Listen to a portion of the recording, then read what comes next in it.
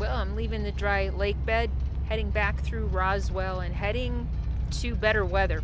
Chasing better weather. It's going to get cold again, so I need something warmer. Welcome to Roswell. Oh, and there goes lanes. There's a lot of them around here. Anyway, back to Roswell. Back to Roswell. I mean, yeah, back to the Roswell sign. Welcome to Roswell, New Mexico. So the sign is here, coming into town from the north. And this is the test facility. Oh, there's people up there. Hey, workers. Oh, hey. I'm not the only one.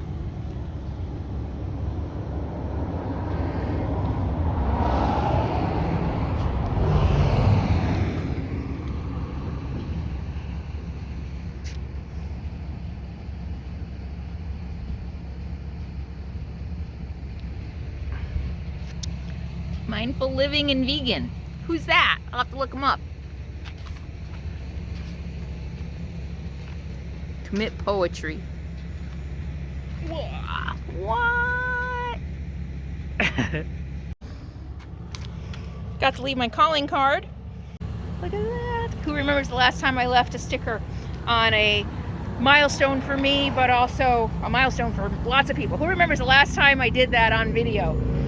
Leave your answer below. Hashtag the answer. Where I left a sticker on someplace really popular. Really cool. Alright. Here's a fun fact. Maybe you didn't know. Roswell's economy is still very dependent on agriculture. The county, Shaves County, is a leading producer of beef, sheep, wool, alfalfa, and cotton. As well as pecans, chilies, and dairy products. New Mexico loves their Hatch chilies. Okay, I don't know how she knows this. This girl is way too smart. There's a lot of cows around.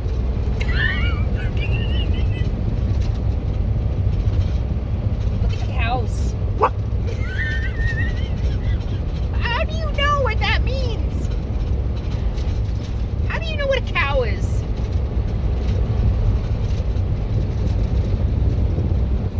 I don't see any cows.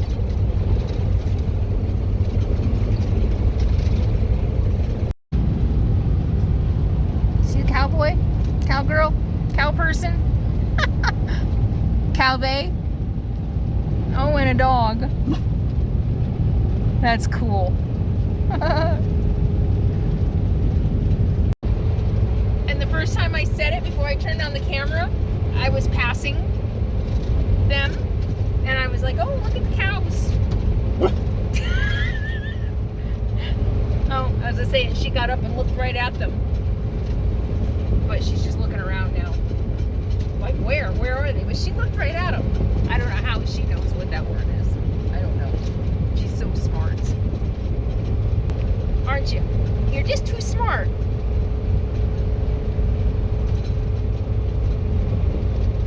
I'm not looking for any trees. I'm not looking for any cactus. I'm looking for a cow. She knows that. You see it?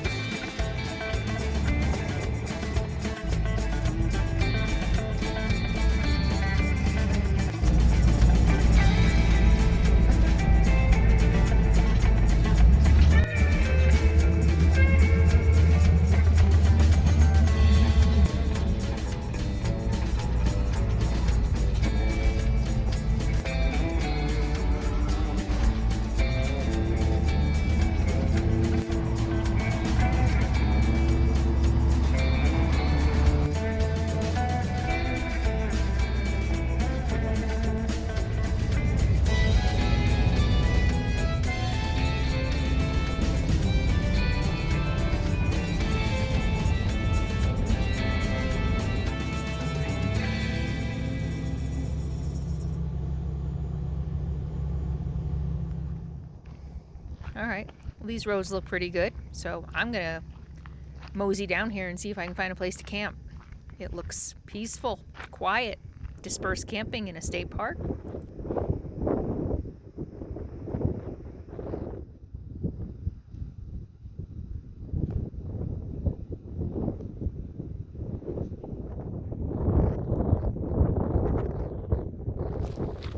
Check out this camp. I kind of got chased away from northern New Mexico. I was heading up to Albuquerque, and the weather changed. It seemed like really quick, and it was getting too cold at night, like high teens a couple nights, mostly 20s, and some of the days weren't very warm, so I had to drive back a few hours back down south. I spent a layover night near Belen, B-E-L-E-N, New Mexico. I don't know if I took any pictures. If I did, I'll put one in here, but a spot up there that I found in my travels earlier in this season, and earlier in, yeah, this winter. Anyway, and I ended up here. So this is Elephant Butte State Park. I think it is. I'm in North Monticello. North Monticello, I think is what it is. It looks like dispersed camping, or at least it looks like it used to be. And there is a post a mile up the road coming into this area that says State Park, that shows a map of where you can disperse camp, but there are no slips to pay, and the slot that you usually put your payment in doesn't work anymore. It's open and there's nothing there. There's no slot to put stuff in. So I'm wondering if this has fallen back into BLM, because on the other side of the road is all BLM. In fact, on my way down here, I went and explored a lot of that, couple wild goose chases, like 10-mile rough road, really rough road, wild goose chases, looking for boondocking. But I ended up here, Elephant Butte State Park. So again, I have the state park pass, which was $2.25 for a non-resident, and you can just do dispersed camping in the state parks that allow it for free, or it's $8 if you don't have a pass. And right across the way over there, let me show you. So behind me, I'm not sure if you're gonna be able to see it, is Monticello South. It's a campground, so I can see them, not very well. But there's a dump station over there. I can get water over there. There's a garbage over there. So I am going to need to go and get water pretty soon and dump my tank. So I think I'm going to see how it goes here. Let me see if I can find them in my shoes. Those things, can you see it? They call them goat heads around here. Call them different things. These things are terrible here. I had here, let me show you. When I first got here, I pulled into the grass behind me, and there's some pullouts along this road. Like I said, I'm about a mile in. The road goes further, but I was so tired when I got here yesterday, I really just wanted to find a spot and settle in. But I pulled in the grass first, and I got out to level. And when I got back in, I noticed the entire bottoms of my shoes, they're not bad now, but the entire bottoms of my shoes were covered in those thorns. And I knew that both Sadie and I couldn't live in that. So I noticed right here, right next to that spot, there was more dirt, less grass. And so I pulled in there, and it's not nearly as bad. We still have to pull them out of our feet so far, it looks like, but we're doing okay. So I was really, really disappointed. I really wanted to stay here a while, and these things really suck. So I'm just going to see how it goes. We got here yesterday. It's Sunday. So I'm just going to see how it goes. If they're really, really horrible, I mean, if Sadie can't take a step without them getting in her paws, then I'm going to have to leave. But so far, she seems to be doing okay. She's digging right now. She seems fine. So, and what I'm noticing is that if she hops, they fall out. She's able to, at first I was afraid that she picks at them with her teeth, and my concern was that she would try to swallow them, but she's not. She's spitting them out. She's so cute and so smart. So yeah, I don't know if you can see. So there's beautiful mountains back there. And I'm going to have to look up and see where Elephant Butte, there's got to be something that looks like an elephant around here, I'm imagining, so I'm going to look that up. But I'm hoping that I can stay here for a while. I need to still get some work done. My outdoor shower still has a little leak in it, not major at all, although Yeah, no, it's got a leak in it. That's not so bad. I've been able to control it. It's just like a drip. And as long as I leave my water pump off, so I don't know if I told you guys this, but part of the reason my water pump switch burned out probably as fast as it did, they say they get 10,000 switches, 10,000 on, and 10,000 uses out of it. I don't leave my water pump on. A lot of you have seen that in videos and asked. I don't know why. It's just a habit of mine, something I prefer. I think in case there is a leak, if you leave your water pump on, the leak is going to keep leaking, and then when the leak runs out of water that's stored in the water pump, it's going to turn the water pump on again. You're going to lose more water that way. So I just turn the water pump on when I need it. And I do let it cycle until it stops, because I feel like turning it off in the middle of the cycle may not be good for it. So I turn it on, let it cycle, and pump everything into the holding. It's got a little holding thing that's pressurized that puts it through the faucets. So I let it run through its course. And what I'm doing now, usually I just let it run through its course, then I have water, a couple gallons of water when I need it. And then when that runs out, I turn it on again. What I'm doing now, though, is because I have that little leak, I am draining the line. So I'll turn the water pump on, and I will fill everything up that I'll turn the water pump on when I need it, and then I'll fill up everything. I even have gallon jugs in there. So I'll drain the line every time I turn the water pump on so that it's not leaking outside. I've also put like Sadie's bowl outside, so when it does leak, when it does drip, I'm filling up her bowl. I'm not wasting that water. And that seems to be working for now. I have gallon jugs on board anyway, because I'm not sure if I mentioned, the water down here is very salty, just like it is in southern Arizona. And took me a minute to realize it. I don't know when I realized it, but I think like the second time I filled up down here and I drank it, and I'm like, this is terrible. So I went to the store and bought like 4 gallons of water, and I've been refilling those gallons of, when I realized it? I think I realized it when I bought water. That's what it was. I had been drinking it and not really noticing it. You acclimate as you go, I guess, and you don't really think about these things. But then when the water pump wasn't working, I had to buy some gallons of water so that I would have things to refill. That's when I noticed it. I was drinking spring water from the store, and then I went back to, once I filled up my tank, I went back to city water from here, and I noticed it. I was like, oh, now I can't stand it. Now I can't drink it. So I keep going to the glacier stations. In Elephant Butte, there is a water station, so it's like usually 25-30 cents a gallon to refill jugs, and so that's what I've been doing.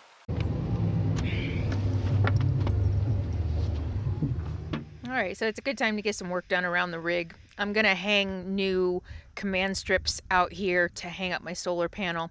I just like having it off the ground and being able to hang it on the sides of my RV. And I did have command hooks up here, but they broke off, so gonna hang some new ones.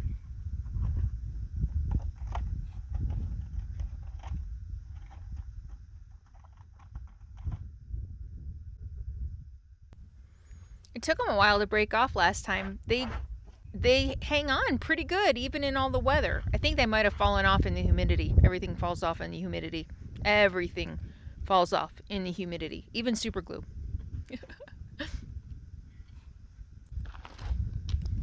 I bought the ones with the thick plastic hooks instead of the metal hooks by mistake, and they don't fit in the loops on my solar panel. So I have this wire. So I just made little loops on the solar panels with the wire to be able to hang it up. And there I go. Look at that. Voila.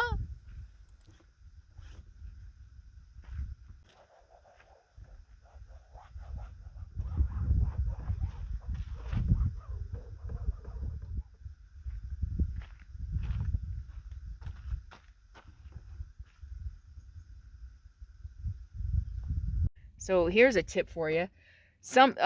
One of Sadie's toys fell off of the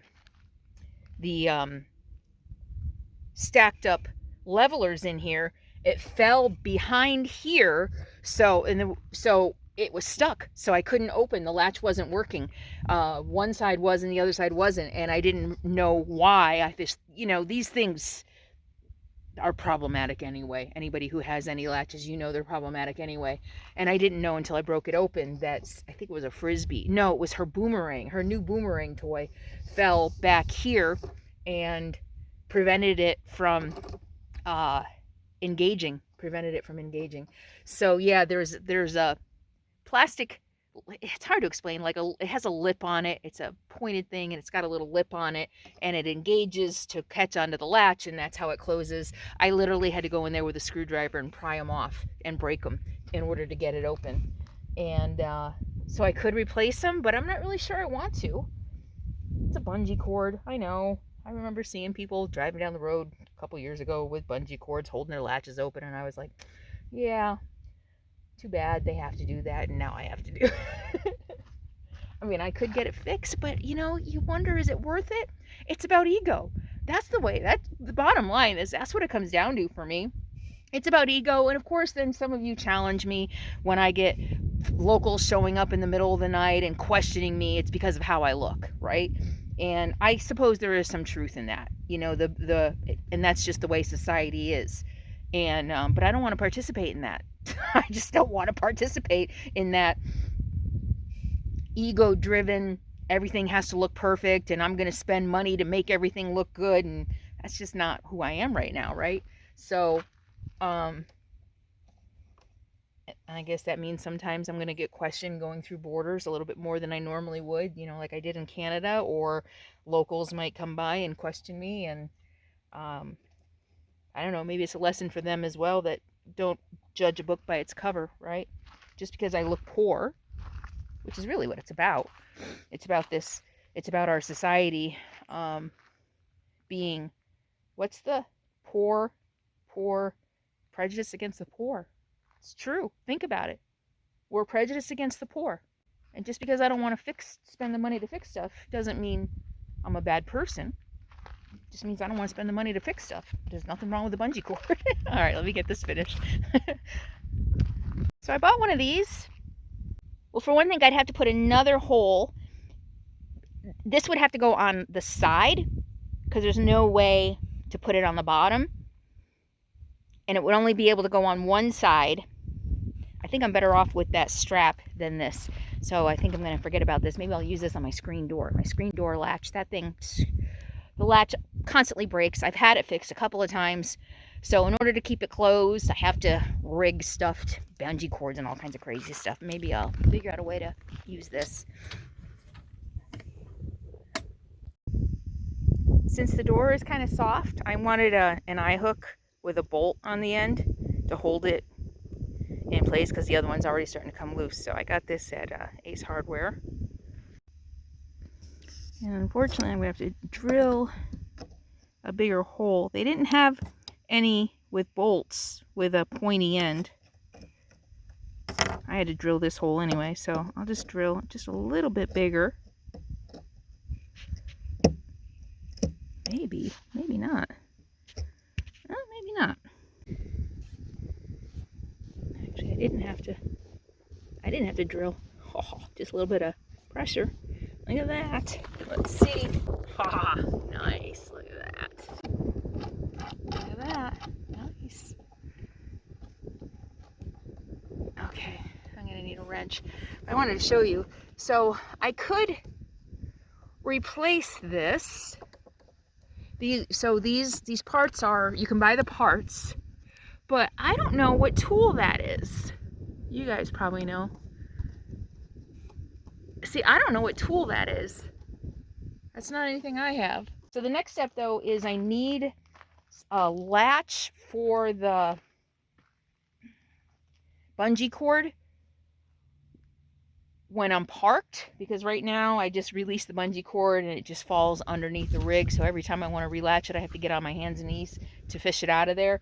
So I need a place to hang it when I'm not using it on the latch for easy use. You know what I mean. I'll show you.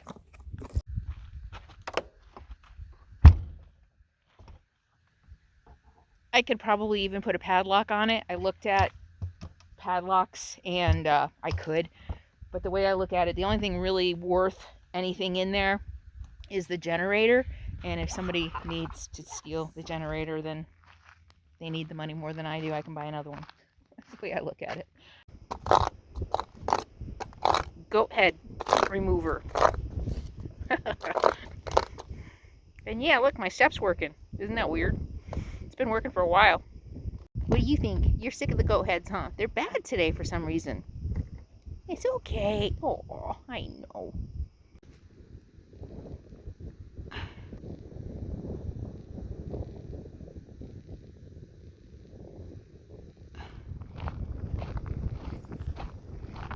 Okay, that's enough housework for today. I think Sadie and I are going to go for a walk.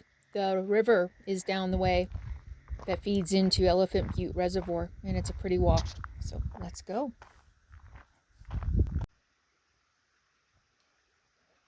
Hi, good girl.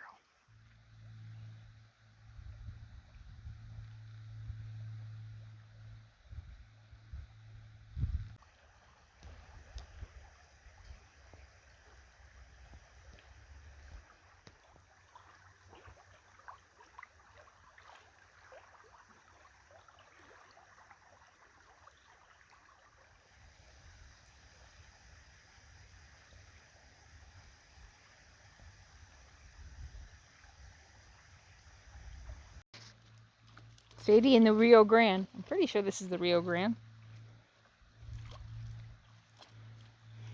Feel good?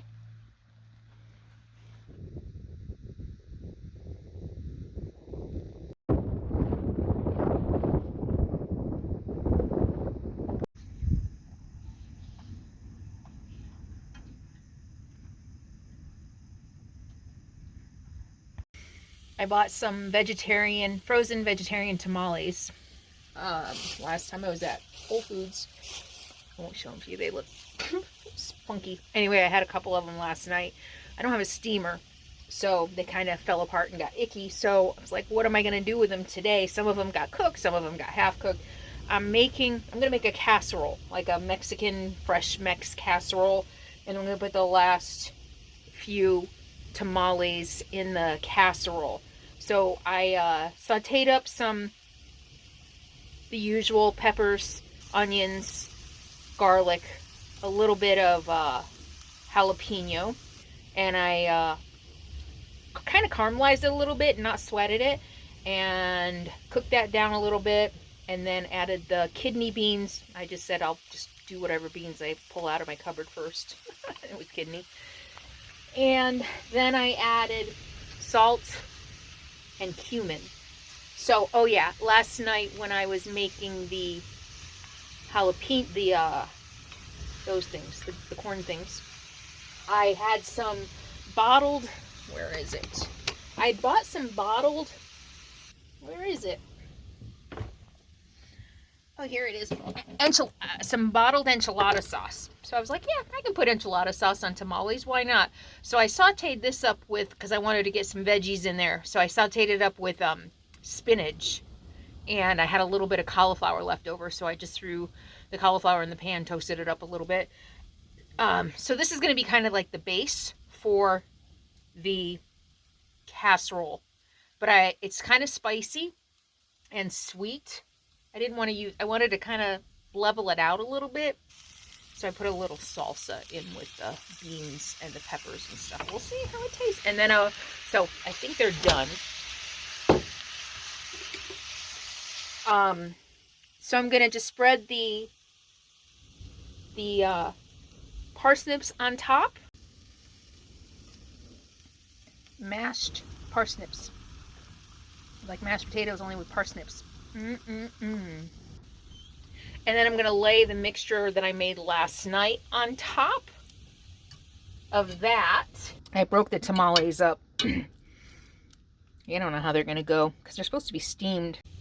And I think I'll do some cheese on top of that. And I'll throw it in the oven. That'll be dinner. What do you think? One pot dinner with my Dutch oven. This could be a disaster. Okay. But enough spice and cheese. You can make anything delicious. I want some more greens in there, so If I had thought about it, I would have thrown it in with the bean mixture, but I didn't. So I'm just going to chop it up really fine and sprinkle it over the top, and then put some cheese on it, and it'll be ready to pop in the oven later. Yeah. You were a very busy girl digging earlier, huh? Yeah.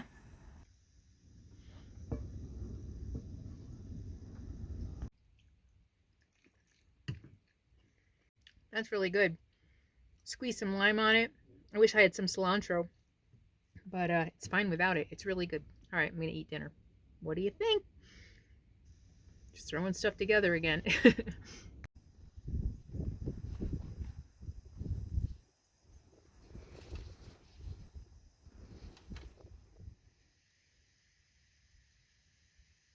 Bush says to me, well, that was some weird shit. Wow. And don't you think that these guys in the Republican Party